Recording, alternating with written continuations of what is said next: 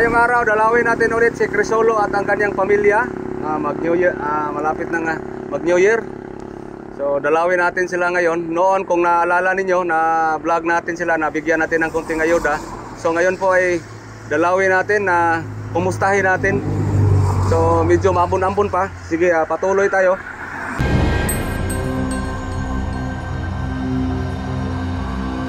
Let's go!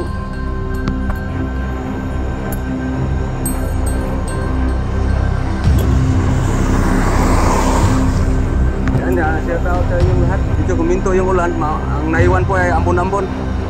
So napaka maulan dito ngayon sa amin. So kausapin natin sila ulit si Kuya Crisolo at ang kanyang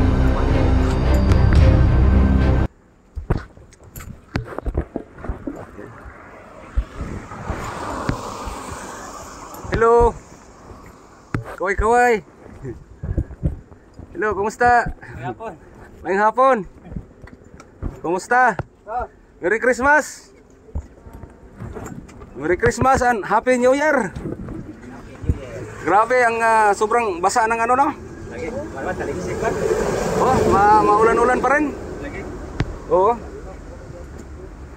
So ito po yung bahay nila ni Kuya Crisolo. Kumusta? Pangalan gani sa misis mo? Si Gunda. Oh, nakalimutan ko pala si Gunda. So dito lang ako, no? Dito. Ilan lahat yung mga anak mo, kuya? 7 to? 8, no? Malo. Doon babayaw. So ang nandito ngayon sa niyo, sa bahay niyo. Tinglakam to si Rosbel. Pila ka buok? Onom? Ay kawalo ang apo. Oo. Mayroon na kayong apo, no? Dua. Dalawa ng apo. So, palaki na yung pamilya ninyo. Saan kayo galing? Karga tubo. Ha? Karga mig tubo. Nagkarga mong tubo? Oh, sa hauler.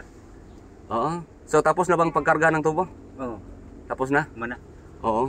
So, bukod sa pagkarga ng tubo, ano pa ba yung pinagkabalahan pa ninyo? Magkuhan po, magtapas po mi. Magtapas ng tubo? Bukas? So, kasya lang? Igo-igo lang? Kasya lang ba yung para pang konsumo? Palit-palit po ka ng jutay nga. Yung mga anak nyo, Bahin-bahino nagjutay ko. tumulong din yung mga anak ninyo? Napo yung sahay. Pag uwi klase, tabang siya. Kapag walang klase, tumulong? Oh, tabang. Maganda yan, no? Dago-dago nga bata. Basta mga anak na malalaki na, pwede na makatulong. Kahit malaki yung marami kayo, basta tumulong lang yung mga anak. Pero talagang ang pag-aaral sa mga bata, kailangan talaga patuloy.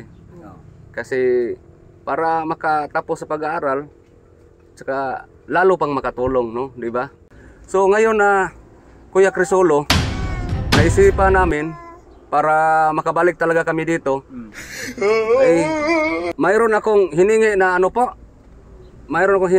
hiningi ko sa asawa ko yung lumang kaldero ko. Para lang mayroon kaming pamasko sa inyo. Ito po,